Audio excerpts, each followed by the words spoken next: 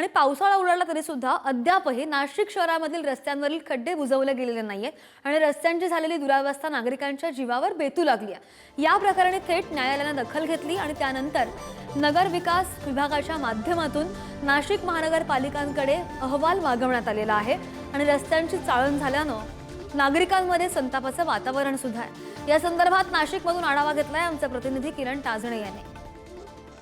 पावसाळा उलटून गेला मात्र अद्यापही ठेकेदारांच्या माध्यमातून रस्त्यांवरील खड्डे बुजवण्यात आलेले नाहीये। त्यामुळे नागरिकांना अक्षरशः रस्त्यांवर खड्ड्यातून वाट काढावी लागते। एकूणच नाशिक शहरातील जर परिस्थिती बघितली तर मोठ्या प्रमाणात रस्त्यांवर खड्डे पडलेले आहेत आणि हे खड्डे ठेकेदारांच्या माध्यमातून बुजवले जात नाहीये। थेट नगर विकास खात्याला या सगळ्या संदर्भामध्ये न्यायालयाने फटकारल्यानंतर आता या सगळ्या पार्श्वभूमीवर ठेकेदारांना नोटिसा पाठवल्या जात आहे। नाशिक महानगरपालिकेच्या सध्या स्थिती जर बघितली तर प्रशासक आहे आणि एकूणच लोकप्रतिनिधींचं देखील या सगळ्या काळामध्ये ऐकलं जात नाहीये अशा स्वरूपाची स्थिती आहे। नाशिकच्या या बळीमंदिर रोडवर आता सध्या मी आहेत आणि याच ठिकाणी अक्षरशः वाहनांना या ठिकाणून वाट काढावी लागते।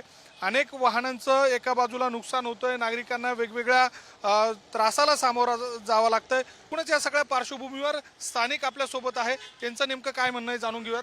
काय सांगाल, मोठ्या प्रमाणात खड्डे, महानगरपालिका दुर्लक्ष करते, ठेकेदारही दुर्लक्ष करते? गेल्या अनेक दिवसापासून पावसाळा झाल्यानंतर आयुक्तांना वारंवार सांगितलं, महापालिका अधिकाऱ्यांना वारंवार सांगितलं। महापालिकेच्या अधिकाऱ्यांचं स्पष्ट उत्तर आहे की आमच्याकडे पैसे नाही, म्हणजे या भाषेत त्यांनी आम्हाला उत्तरं दिलेले। हो, कारण की शासनाने आणि प्रशासनाने अनेक वेळेस आम्ही सांगितलं, महापालिकेला सांगितलं, अधिकाऱ्यांना सांगितलं आणि खरोखरच म्हणजे जे आयुक्त असतील त्यांनी हे लक्ष दिलं पाहिजेत, कारण की प्रत्येक दिवशी 2 दिवसातून कोणाचा ऍक्सिडेंट होतोय। व्हिडिओ जर्नलिस्ट जय साबळेसह मी किरण ताजणे, पुढारी न्यूज, नाशिक।